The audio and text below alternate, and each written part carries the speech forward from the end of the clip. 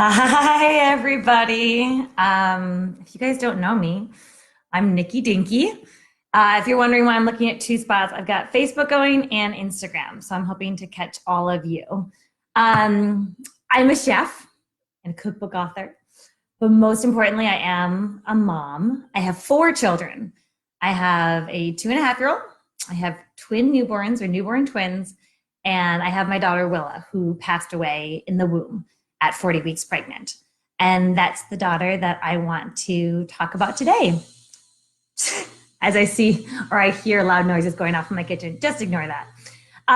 So I'll be honest, I'm feeling really a little awkward and weird about this, but I really wanted to do it because I feel like the one thing that resonated the most with us in these 5 years since my daughter passed away is that nobody wants to talk about these things. And we feel like we can't or shouldn't. And especially when you lose a baby and you don't have that baby to show off to people, all you can do is talk about them. It's all that you get. So I'm hoping just to have a really honest conversation with you today. I really encourage your questions because that's going to help me kind of stay on track. And I don't know, I didn't super prepare for this. So I'm hoping that we can just talk. Thanks everyone on Instagram for joining. And on Facebook, let me see, somehow I'm gonna get your comments. There we go. Or maybe there's no comments yet. Facebook, you're behind. So the first thing that I wanted to do is share with you something that I wrote for Willa's ceremony when she passed away about a year after. I think it was for her first birthday. We had a ceremony at our church, kind of like a funeral. And this is what I said. And I'm gonna try not to cry a lot. Okay, ready? When you feel like you're one of two people that knew a person who died, it can feel like a big responsibility to make sure that they are remembered, to make sure that their memory lives on.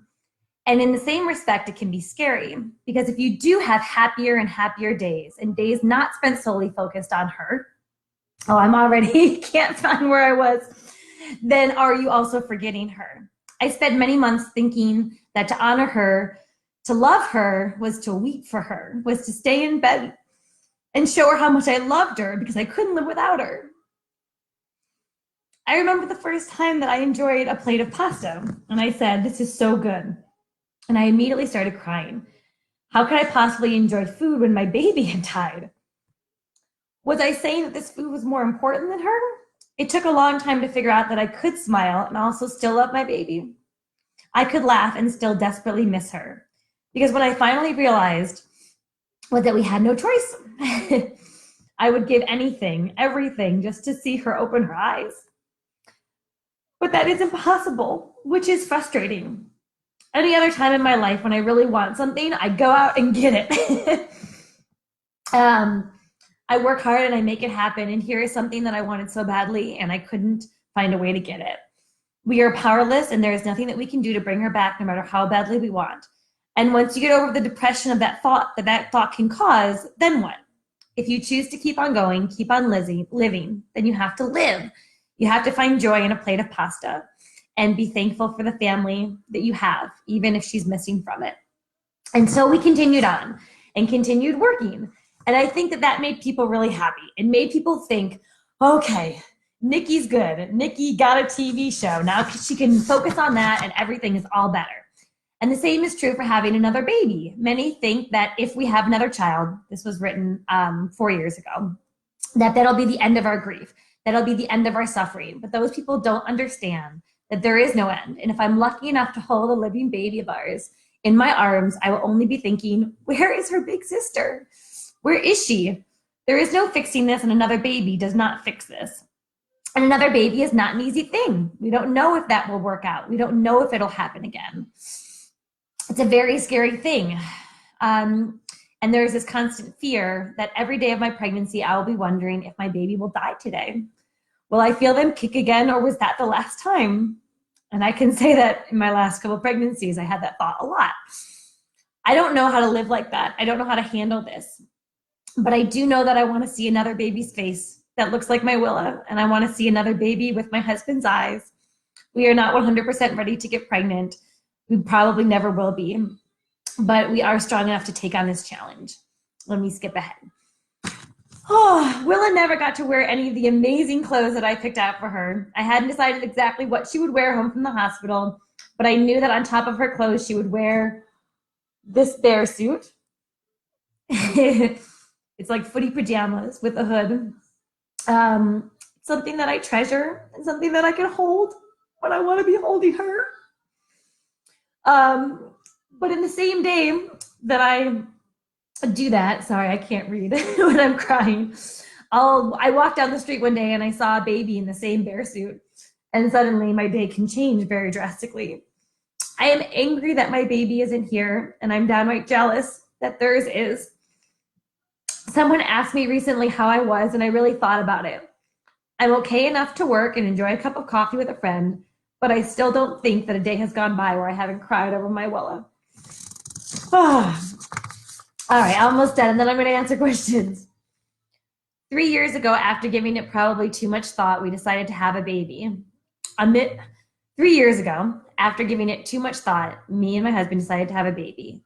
One miscarriage and the loss of Willa later, and this road can feel very, very, very long. But here's how I will make it positive for you.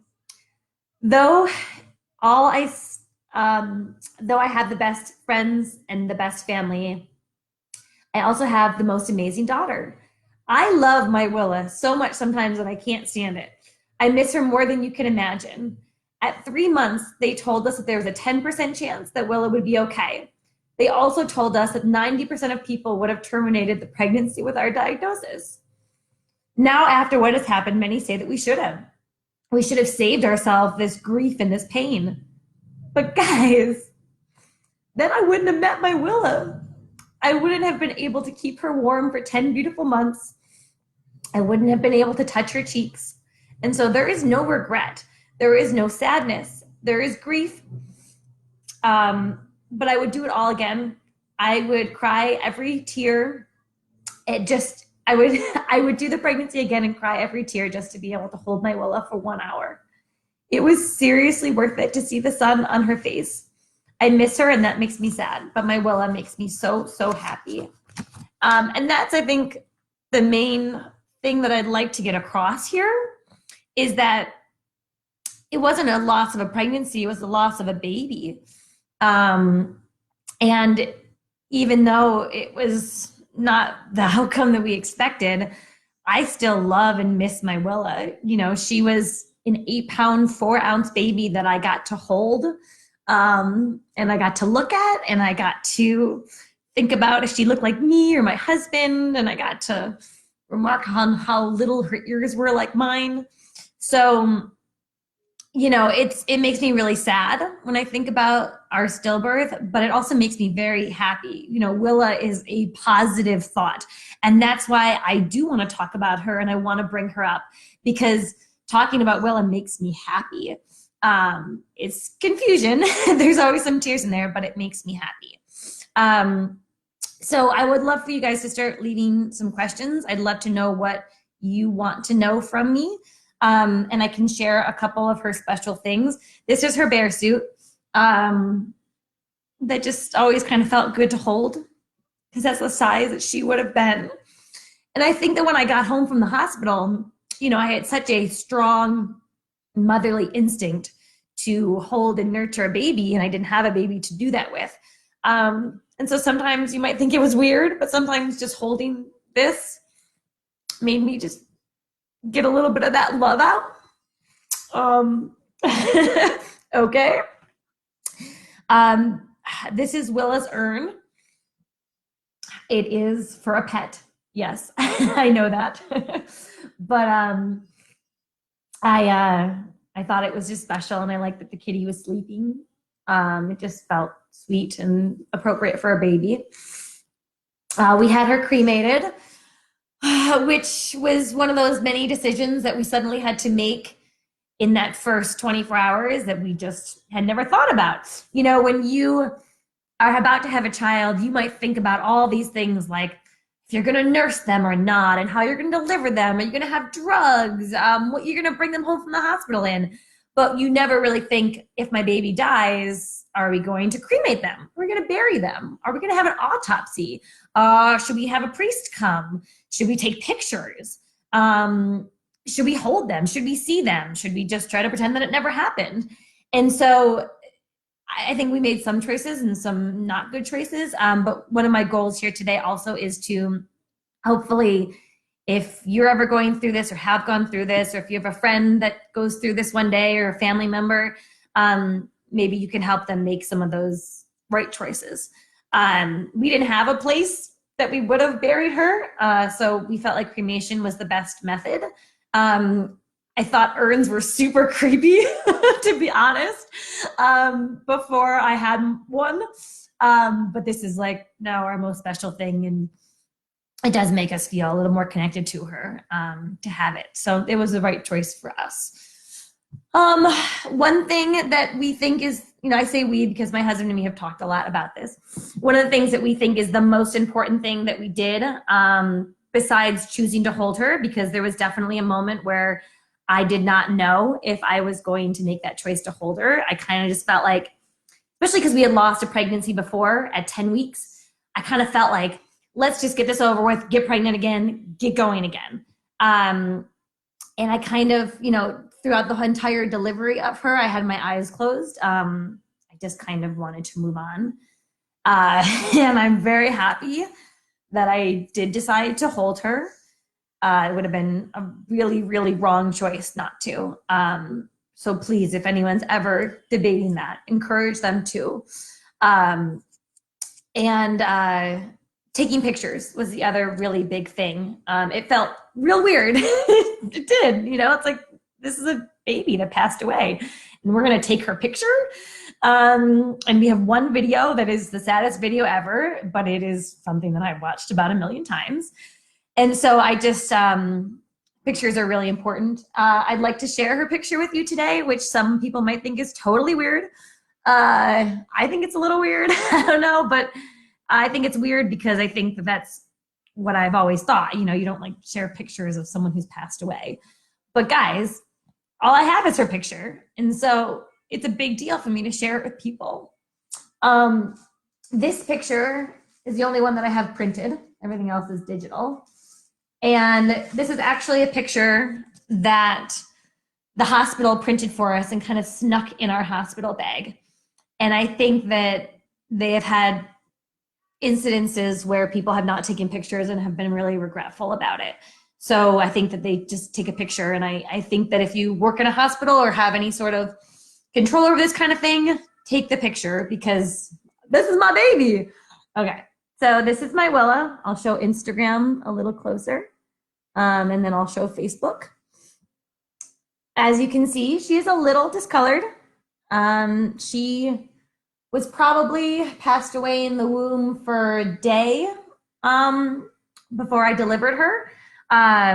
But, besides a little bit of bruising, she really did look like a real, little baby. Her lips were very red. I don't really know why. I always meant to Google that. But she felt like a real baby. And she felt real good to hold. Being 8 pounds, 4 ounces, my twins that were just born at 3 pounds felt like these little kittens. She felt like a baby that I was holding. So we kept her hat. I wish we would have kept this blanket. I have no idea where that blanket is. I get sad that we don't have it. But her hat is a big deal. It's something that I'll be honest, probably longer than you would think is reasonable. I used to bring her hat with me, even on work trips. I would also sometimes bring her bear suit. Being away from home for a while was hard for me. I was definitely a little depressed, a little out of it. And I wanted to do things like shoot my show. Sorry, this is just really personal. Makes me feel a little awkward. But I actually carried this with me when I shot my show. Just made me feel a little more connected to her, a little closer to home when I was gone for a couple weeks or a month or whatever it was. And I would sometimes at night just hold it and think about her a little bit stronger. And I knew everyone would think it was weird, so I definitely hid it after I did it.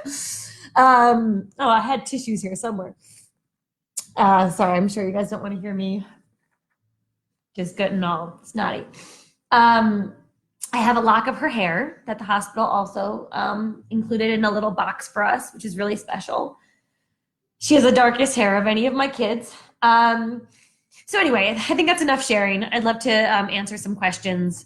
Just as a really quick backstory, if you haven't quite pieced it together, Willa did have a cystic hygroma in the womb. It's something that they check for in your first trimester.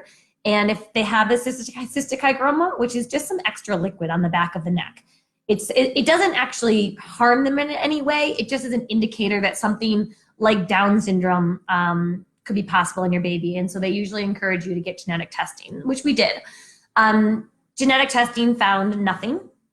Cystic hygromas, like I said in my little speech, they say that 90% of people choose to terminate. We just wanted to keep seeing it through, and we just thought it would be okay. So we got the genetic testing and everything was positive. Then at 6 months along, they encouraged us to get an echocardiogram because heart problems are also a big concern when you see that fluid on the back of the neck. And so at 6 months, we went in really super unsure if they were going to tell us that our baby could not survive outside the womb, because that was a very strong possibility. And our heart looked great and she was perfect. And the doctors kept saying, listen, you've done every test, you've done all this stuff, and your baby's okay, and it's time to just start embracing it.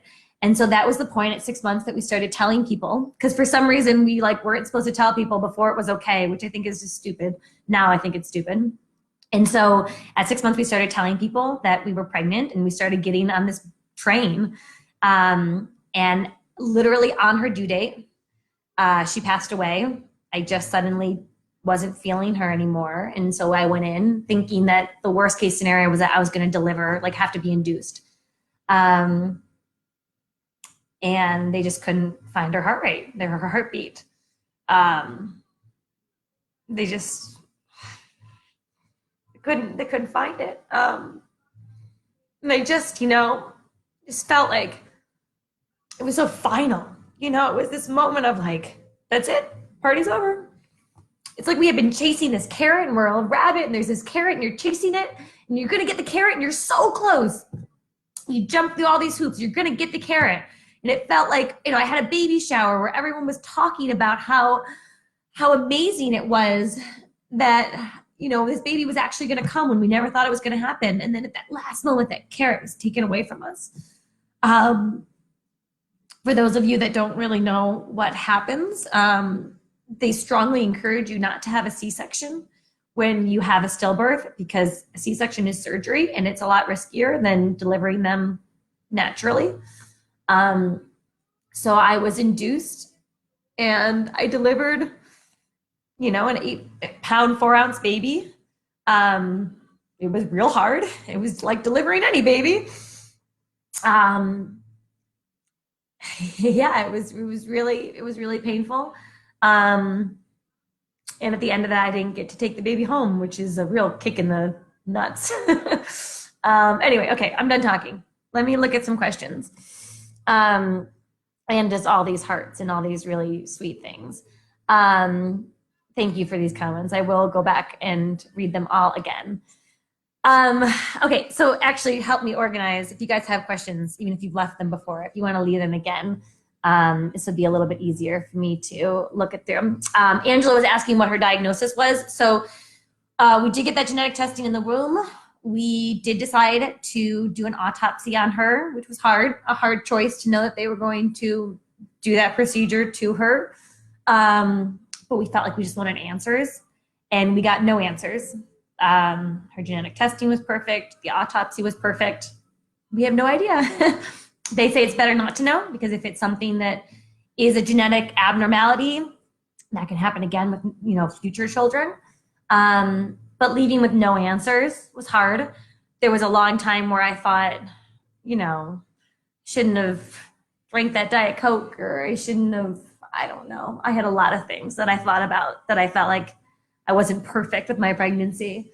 And But I've talked to a lot of doctors since then, and they just keep saying that, babies don't just die. And so something was just wrong, and we don't know what, but something just must have been wrong. All right, any other questions? Let me see. Oh, oh, sorry. Just reading some comments. What else do I want to share? I think that one of the most important things to think about is what practical things can your loved ones do to help? Well, I think that's a big question because I think that you might not go through this, but there's a decent chance that you will know someone, hopefully, close to you or a friend that might end up losing a baby. And what do you do? I think the biggest thing you can do is, number one, just ask them their name. Ask them if they named her. I did not think that we were going to name her at first, and we had a couple names on the top of our list. And when I looked at her, I felt like she looked like Willa, and I kind of fought it and almost wanted to save that name for my next child. And I, a day or so later, told Evan that I keep thinking of her as Willa, and so we named her Willa. I wish we would have done it a little sooner, because then we would have had her stillbirth, which is kind of like a birth certificate with her name on it, but we just didn't at that point. So I would say that you could definitely ask somebody their baby's name, ask them, who they looked like, how big they were, kind of all those normal questions that you might ask to anyone that just had a child, and just ask them how they're doing. And just, I don't know, if I had had someone deal with this 10 years ago, I would have thought it best to ignore it. I would have been like, oh, I'm going to give them their space. No one really wants space. We want to talk about it. Like, if we don't, then it's kind of awkward, because it's like this elephant in the room that, like, hey, this happened. We all know it happened, and we're going to pretend it's not happening. So I would just say that, talking about it and even just mentioning it, being like, I'm so sorry. What was their name? Oh, that's so sweet. Like, are you okay? I know. It's so hard. Share something, and then you can move on. And then you can try to talk about the day's normal stuff. Because I get it. We can't talk about grief all the time. And then what is the best way for other people to talk about Willa? Yeah, ask questions. Just ask about her. Like, it's okay. I don't know. I just would have dealt with it very differently, and I realized how much I want to share. Especially that in that beginning time, it felt like I had this amazing baby that I got to hold and talk about, and I wasn't allowed to really talk about her or share her picture. I felt like I was making people uncomfortable if I did. And sometimes I just did, because that's me. But if you can encourage someone to share, it's a big deal. It's all I got. I didn't get the baby. I got the memories. I got the picture. And so, yes, it's nice to share. How was your relationship with your husband affected? So I actually read a statistic once that something crazy, like, it was either like 80 or 90% of relationships separate after a stillbirth. It's really hard to stay on the same page. I think that we lucked out in a lot of ways, that we just handle their grief in a similar way. He was probably more the rock. I was kind of more the mess. And I think he even embraced that role to help me. We did do counseling every week for many years. We still go on occasion. And that was just a nice space to sit down and talk about it. Because, life gets busy. And sometimes you need that space just to like check in with each other. But just try to keep talking. Just try your best. And I would say definitely go to counseling so you can have a time where you will talk about it. Because we all handle grief in such different ways. Nothing is right or wrong, but if your partner's handling it different than you, it can feel like their way is wrong. So if you can talk about it, you're probably more on the same page than you might think. And if you're not, then express that to each other, that you want to handle things differently, and maybe you can find some middle ground. My sister-in-law had a stillbirth, and her baby would be my daughter's age. She cries every time she sees my daughter. What can I do to help her? Yeah, I feel you. We are in the stage in our lives. I lost Willa when I was 29. Maybe I had turned 30, 29, 30. And so a lot of our friends, were having babies, a lot of our friends. And there was multiple people that were pregnant around the same time that I was pregnant with Willa and had their babies. And so suddenly they're doing baby things or kid things or like bringing their baby over to our house, and we're still in this, phase of babyless. Um, and it's always kind of twofold. Losing Willa is one about losing her as a person, and it's one about losing that idea of expanding our family. And so I think having more children, yes, helped in that goal of expanding our family and having children, but the loss of Willa, that person, is never really fixed. I'll be real honest. There was quite a few friends and family that I didn't resent them, but I was real jealous. I was really jealous. It's always like that, why me? Like of all people, like you just don't think it's going to happen to you. Try to tell myself that I shouldn't be. How could they have helped me? Probably similarly, just bringing it up, like let's not ignore it. Honestly, and this is not a great answer, but if it was an option to see those friends without seeing their new baby, I preferred that. It just felt like it was in my face a lot. And then with time, it got better, with time, I just tried to, not feel all that jealousy. But I would just try to have a real open conversation with her, even about it. And then maybe try to make some time for the two of you so that you can, connect and continue your relationship without that distraction. And then also, with a new baby, it's always hard for someone not to focus on that. And so maybe if you're more one-on-one, it's an opportunity for them to focus on you more and talk with you more. I don't know, though. I don't have a great answer. It was hard for me too. I'm sorry. How did this affect your other pregnancies? So we were real scared to get pregnant again. We waited quite a few years, and then guess what? We couldn't get pregnant. We had a lot of struggles.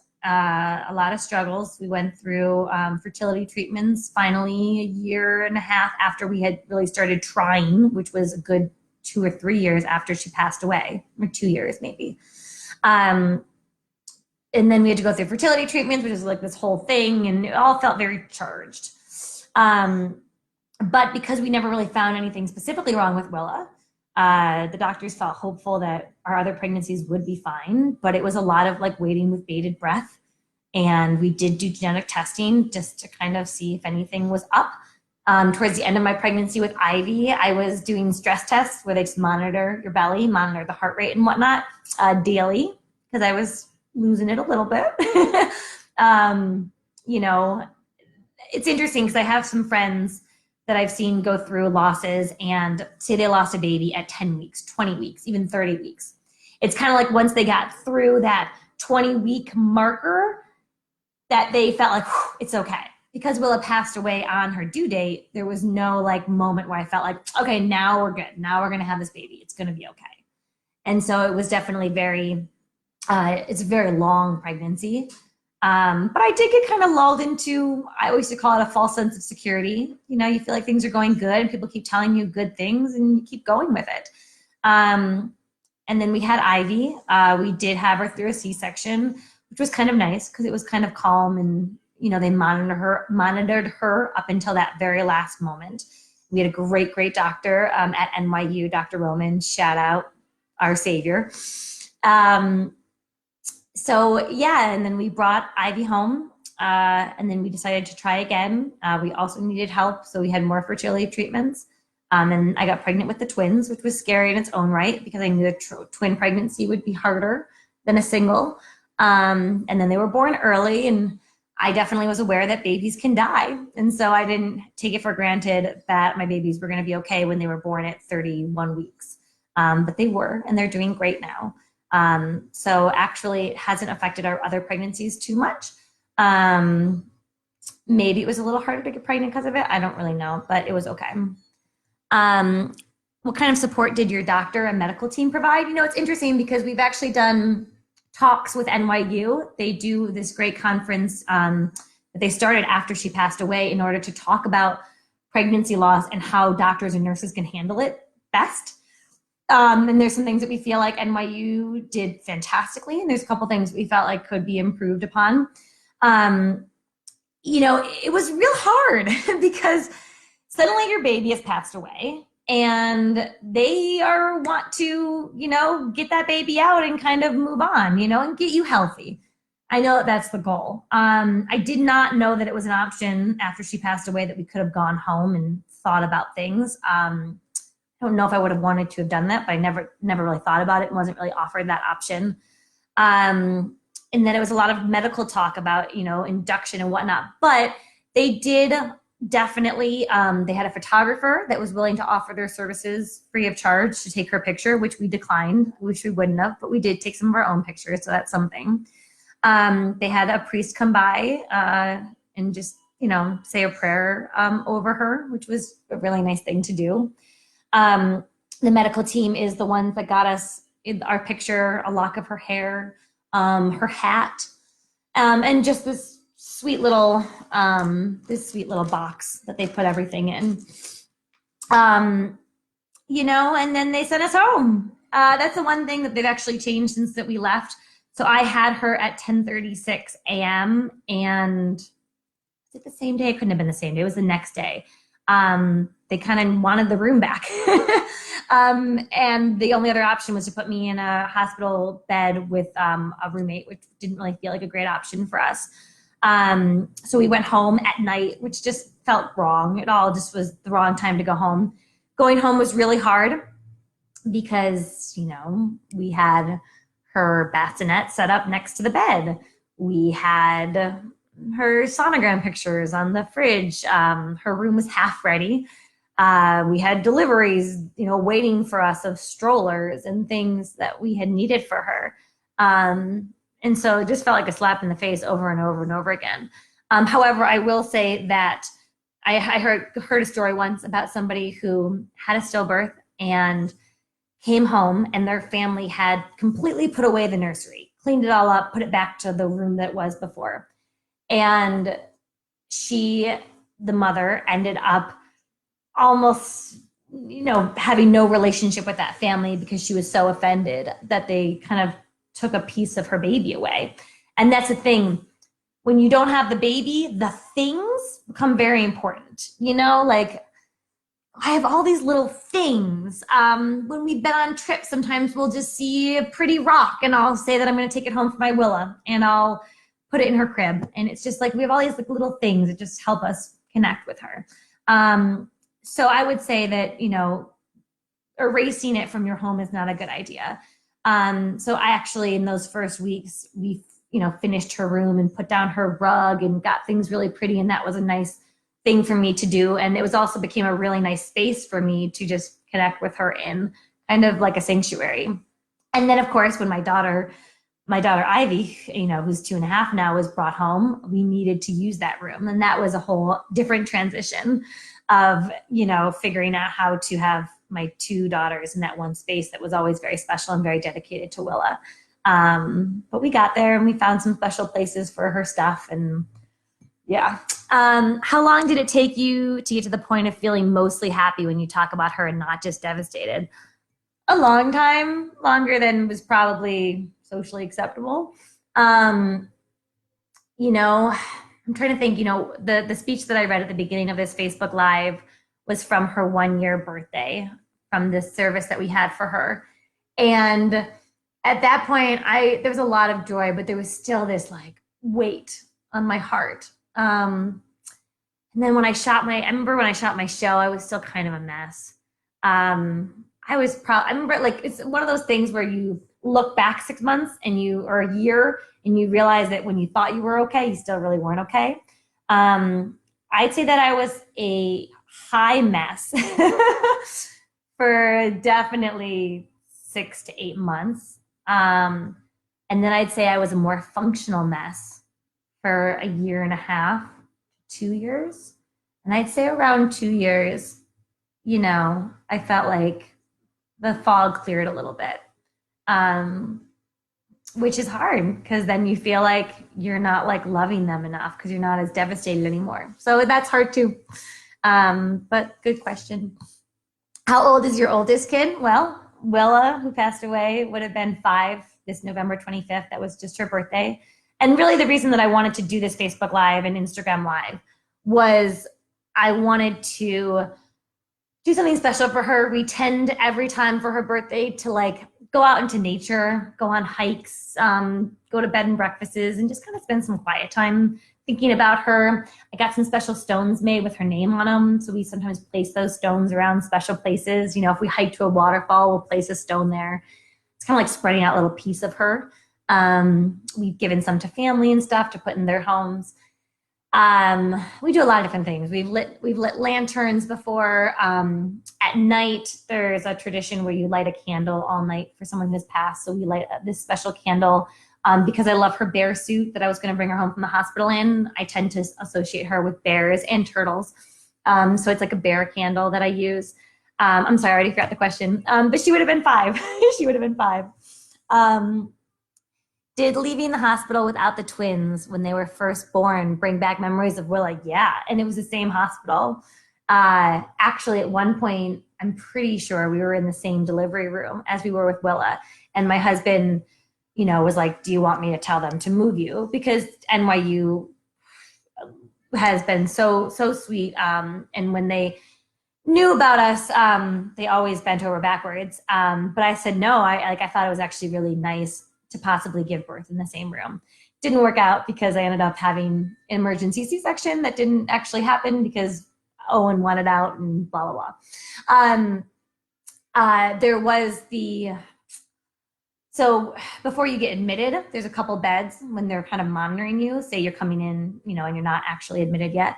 And one of the beds, the bed that we were in when we found out that we lost her, when they couldn't find her heart rate, that is a bed that they have tried to put me in these, you know, subsequent pregnancies that I have not allowed them to put me in. That felt negative. The room where we birthed her felt positive.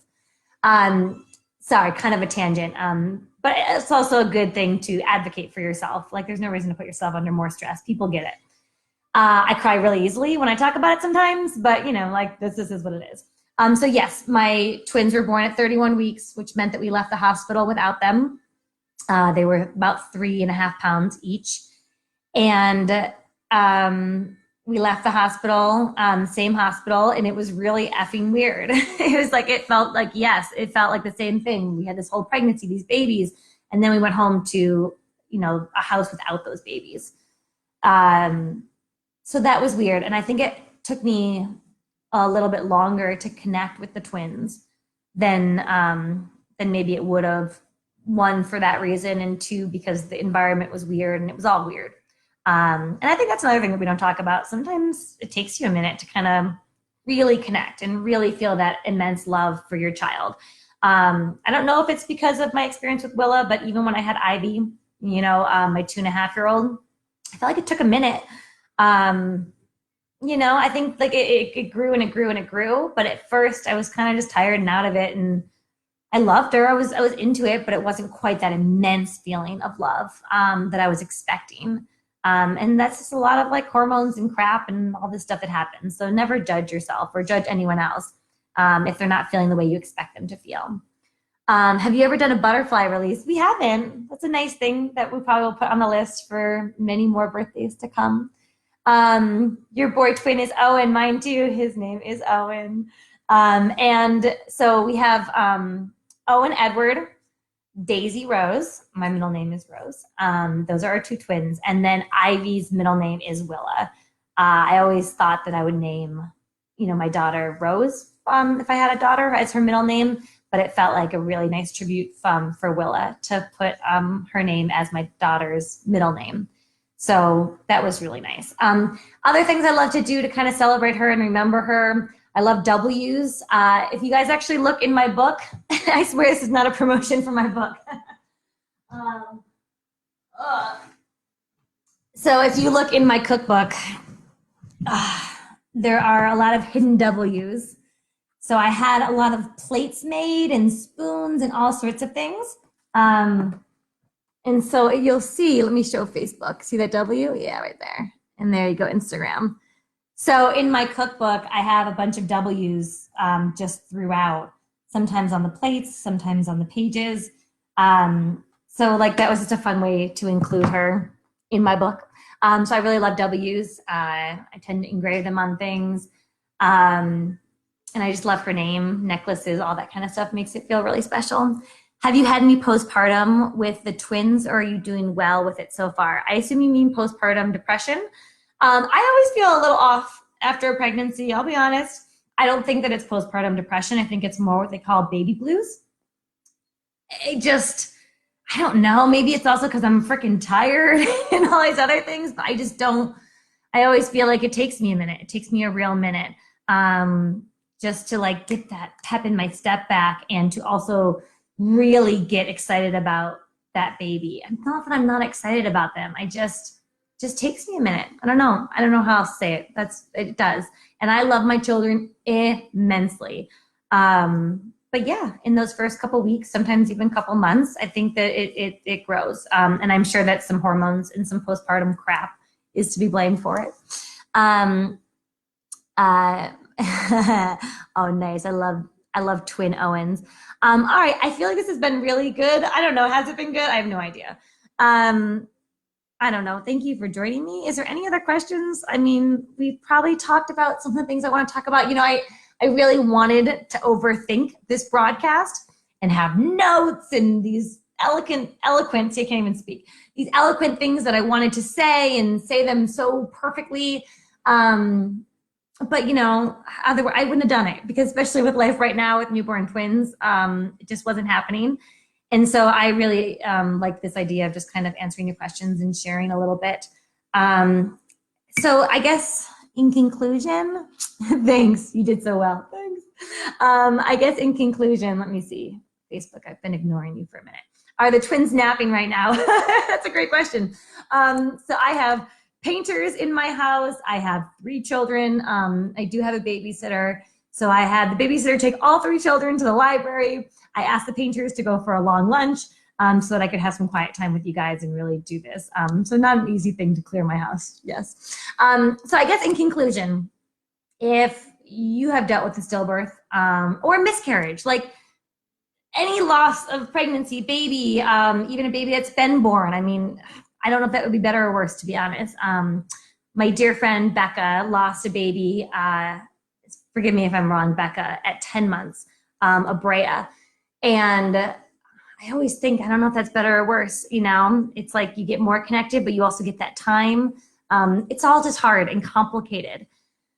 So if you had any sort of loss, I would just encourage you to share it. Even if you get pregnant, why are we all waiting 3 months to like see if it's okay? Because what if it's not okay? Don't we want the support of our family and friends? So I say, let's just share. Let's just put it out there. And if something goes terribly wrong, then I mean, don't you want to like talk about it? You don't want to like have to like not like, why are we not talking about it? We talk about all these other things that go on in our lives, all these other negative things. And yet if a baby passes away, even at 8 weeks, 10 weeks, 12 weeks, whenever it's more acceptable, it can still be devastating. When we had a miscarriage before we lost Willa, it was a different thing, but it was devastating. It felt like we were never going to have a child. I didn't know what was wrong with me. We lost this hope. So it's just, let's just start talking about it. And specifically, if you know anyone going through a stillbirth, or you do one day, because even if you don't know someone now, unfortunately, you probably will at some point, make an effort to reach out, even if it's a casual friend, maybe just, you know, reach out to social media and say, hey, just thinking about you. Ask them a question, same thing, ask them their name. Like, did she look like you? What made you pick that name? Just make them feel like it's okay to share, and okay to share after the fact, even 6 months later, even a year later, even 5 years later. You know, there's nothing wrong with asking someone about how they're doing or if it's still hard for them, because it probably is. And by ignoring it, it just makes us all feel really uncomfortable. So if you ever have any questions, please feel free to always reach out to me. If you're going through this or you know someone that's going through a stillbirth, I'm always happy to talk, whatever I can do. So you can contact me through my site. There's a contact page on nickydinkycooking.com. Social media, I usually see stuff, but sometimes it gets a little overwhelming, so I don't always see it. So you can always send me a message if you really want to contact me. I hope that this broadcast has been informative. I hope that you can see me and hear me. I keep looking at my hair, looks wrong, and it's just when you stare at yourself long enough, you think about stupid things. But I'm happy to have this honest moment with you. And I kind of wanted to just keep sharing, but at some point I got to let you go. So you have an older brother in heaven. His name is Paul, and he lived for 3 days. Yeah. Oh man. I hope you have some pictures. I hope you have some good memories. It's so tough, guys. It's such a weird thing too, because it's like when we first lost Willa, I feel like a lot of our family wasn't quite getting it. I remember my husband specifically having a conversation with some aunts, and he had to show them a picture and say, hey, this is the daughter that passed away. Because people kind of just feel like it's a pregnancy. But at least for us, especially, at 40 weeks, we lost a daughter. And just trying to respect that, because that's how we felt, is helpful to anyone that might be going through it. All right, that's enough. Bye. Oh my God, I'm just gotten messier and crazier. And okay, bye guys. Bye. Oop.